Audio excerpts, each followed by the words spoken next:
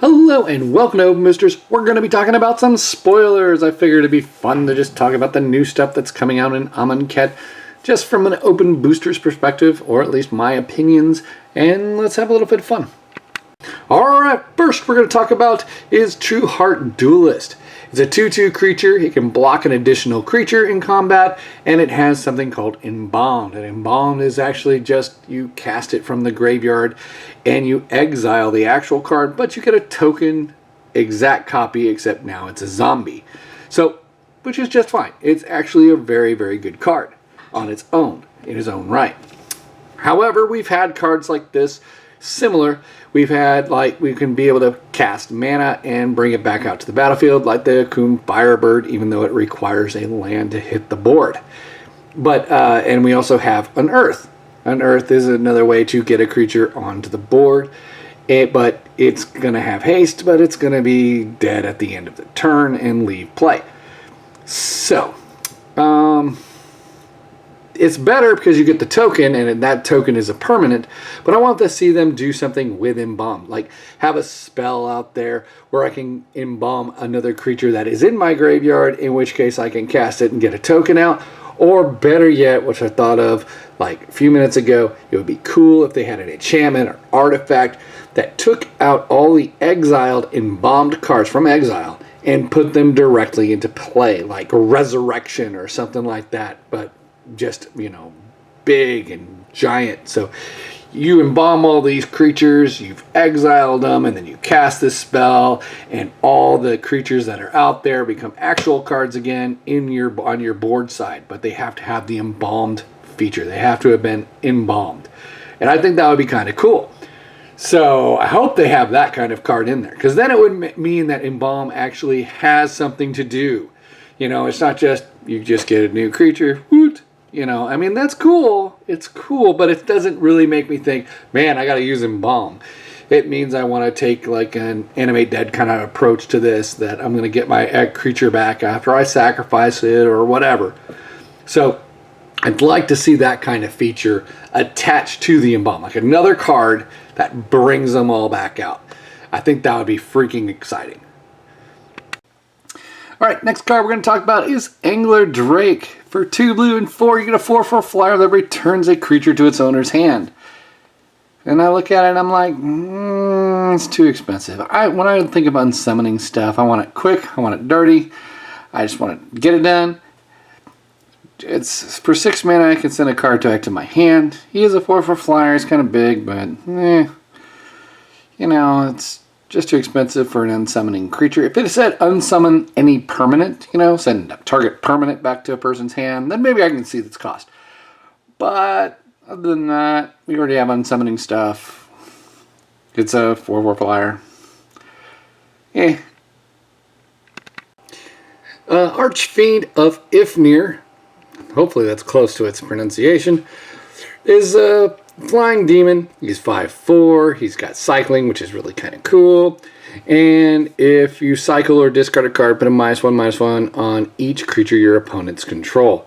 So that part's really cool. He's really expensive to get on the board at 2 black and 3, but I can see him seeing play.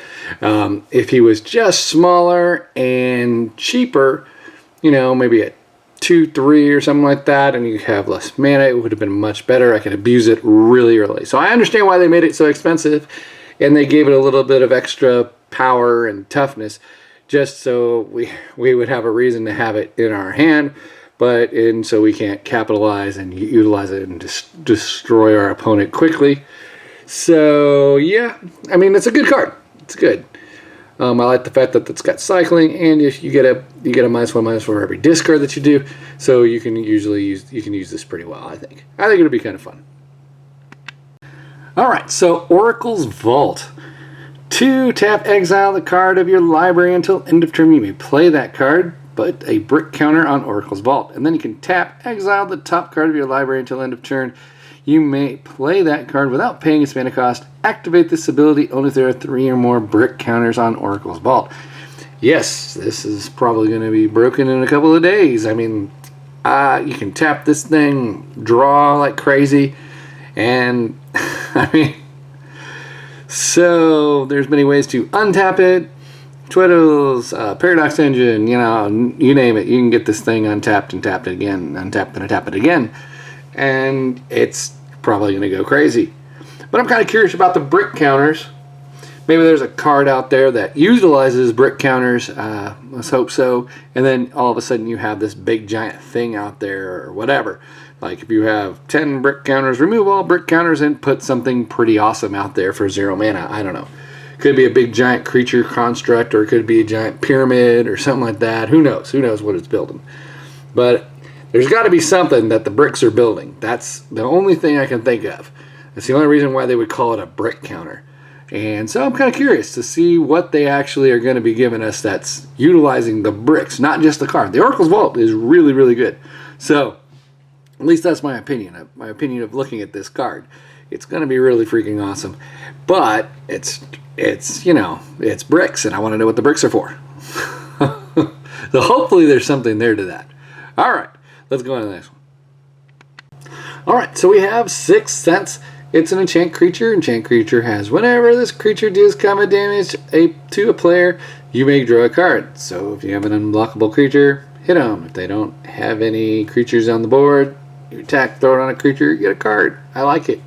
If I can hit the player, I get a card. So nice, so simple, so sweet. It's just simple, simple, simple card, but it gets you to draw, and who cares? Anytime you can get to draw, it's a good card. Graceful Cat. I'm just glad it's a cat. He's a 2/2, and when he attacks, he gets a +1/+1 until end of turn. If it did get it. So, there you go. Alright, let's talk about Glorybringer. Glorybringer is freaking fantastic. He's a dragon, he's flying, haste, he's a 4/4, and you may exert. And when you exert with Glorybringer, he does 4 damage to a target non-dragon creature an opponent controls. And since he exerted, and you don't have to exert, but if he does exert, then he doesn't untap as normal during your next untap phase. That's still fantastic. So not only can you throw him on the board and attack immediately and do 4 damage, and actually hit your opponent in the face. You can destroy the Sarandel that's blocking your path, which is just fantastic. You can even give him vigilance if you want with other spells. You can untap him with other things. I mean, there's so many different ways to get him untapped that it just doesn't matter. And so I like the exert feature. The exert feature on this card, it clearly makes this thing awesome. And I think it's going to be heavily used. But I'm expecting also that they're going to have spells inside the set that actually trigger creature exertion. So you can actually exert, and regardless of whether you attack or not, he's untapped, and it says, hey, target spell will make your creatures exert. And you can opt to which creatures they can trigger. I'm really hoping that they put that in there. But also, there should be spells that are like anti-exertion or redirect to a new target. That exertion, if there's a target that's legal. I have a feeling there's going to be a couple of spells in there from this set, and it just makes sense. It makes sense, you know. But yeah, Glorybringer is fantastic. I can't see any downside to it at all. 2 red for 3, and that does that. It's just great. It's a great overall card.